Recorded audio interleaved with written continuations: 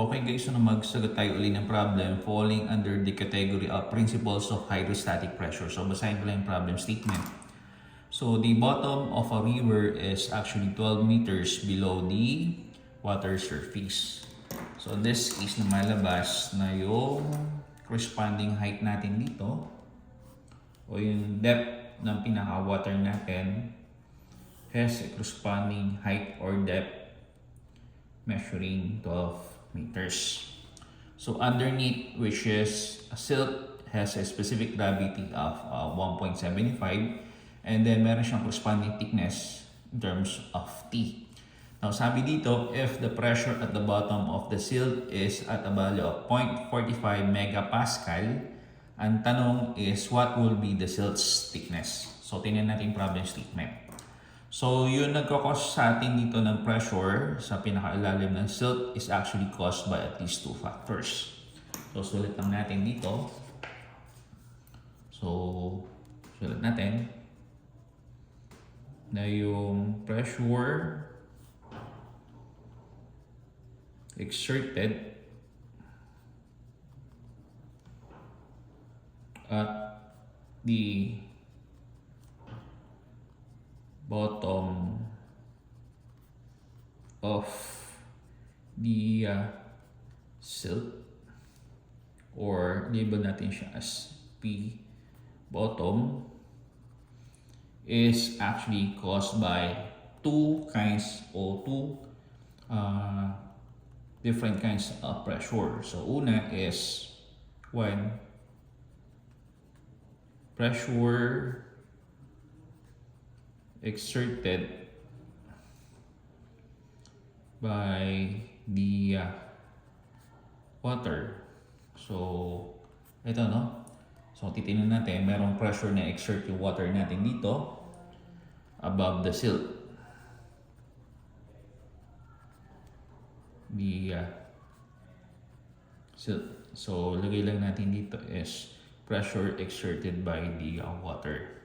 Then last one is, kung titingnan natin dito, so ito yung pinakailalim natin.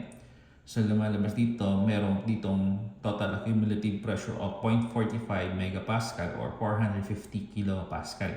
So ibig sabihin, other than the height or depth of water measuring 12 meters, ang isa pa nagkakos ng intensity of pressure dito is yung silt natin having a thickness in terms of T. So lagay natin dito, pressure exerted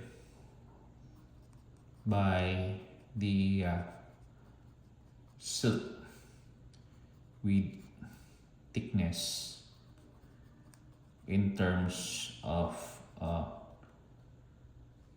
T. Yeah. So, pressure exerted by the silt.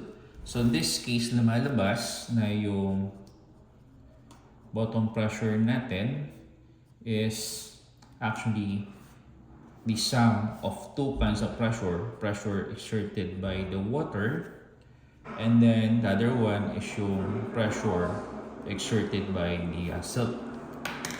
So, break down natin corresponding formula. So, lalabas dito. So, take note that liquid pressure is you have gamma height. So, break down natin itong dalawang formulas nito in terms of gamma height. So eventually, ang formula natin then becomes what? Gamma ng water, and then yung height ng water, and then dito sa kabilang side, so pressure exerted by the silt. So wala namang ditong given na gamma ng silt, rather ang given dito is specific gravity ng silt. So breakdown natin siya in terms of specific gravity ng silt, gamma ng water, and then eventually yung height, o in this case, instead na height ang lagay natin dito is thickness ng silt itself. So yan, is equivalent to the pressure exerted at the bottom. So in this case, lumalabas na yung formula natin ng thickness of the silt in question is equivalent to the pressure existing at the bottom, or P bottom, minus yung part and portion to gamma ng water sa height ng water na initially transpose natin sa kabilang side, eventually magiging negative. So gamma ng water, and then height ng water. Yan. All over yung specific gravity ng silt as well as unit weight ng water. So, specific gravity ng silt and then yung gamma ng water. So, yan. So, tingnan natin. So, lumalabas dito. So, sabi dito is what will be the silt thickness. So, palabasin natin siya in terms of the meter. Kasi ang given dito is yung meter, tapos you have a pressure of 0.45 megapascal. So, sulit natin siya. So, lalabas dito is actually ito. So, pag sinabi natin 0.45 megapascal, you have 0.45 times 10 raised to 6 Newton per square meter. Then minus yung unit weight ng water. So, ang unit weight ng water natin dito is possibly tatlo ang pwede natin gamitin. So, po pwede siya in terms of 1,000, pwede siya in terms of 62.427, then last one po pwede siya in terms of 9.806. Now, since ang goal natin dito is mapalabas natin yung value ng thickness of the silt in terms of the meter, it is actually much better na gamitin natin yung 9.806 other than yung 1,000 sa 62.427. So, gamitin natin yung 9.806. So, ang unit ng 9.806 is you have kilonewton per cubic meter. So, kung gusto naman natin itong gawin in terms of the Newton value, so yung 9.806 magiging 9,806 Newton per cubic meter. And then, yung corresponding height ng water. So, height ng water natin dito is measured at 12 meters. 12 meters yung pinaka-height. So, 12 meters siya. Yan. So, all over the specific gravity ng silt, ang given sa kanya is you have 1.75. And then, once again, yung unit weight ng water, so ang gagamitin natin dito is 9.806. 9.860 or 9,806 Newton per cubic meter. So, in this case, lalabas meter cube sa meter. So, you have meter square. So, lalabas, you have Newton per meter square sa taas. Sa ilalim naman, you have Newton per cubic meter. So, eventually, magkakasalot siya. So, may matitira tayong meter sa ilalim ng ilalim. So, eventually, ang unit niya is expressed in terms of the meter. So, in this case, lalabas na pwede na natin kuhanin yung thickness ng silt expressed in terms of the meter value. So, tabulate natin sa calculator kung ano yung lalabas. Yun yung magiging final answer natin.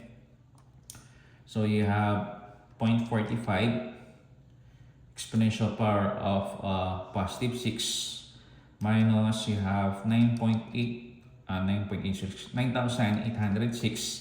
times you have 12 all over 1.75 multiplied by 9,806 once again. So, ayan.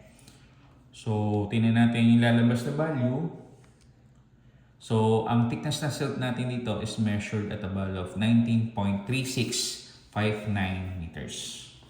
So, sulit nyo lang na yung thickness ng silt natin in question is equivalent to 19.3659 meters. So, ito yung sagot natin for this particular problem statement. So, yung thickness ng silt natin in order to cause a pressure of 0.45 megapascal at the very bottom of the silt, ang thickness ng silt natin should be equivalent to, we have 19.3659 meters. So, ayan. So, ito yung solution natin for this particular problem.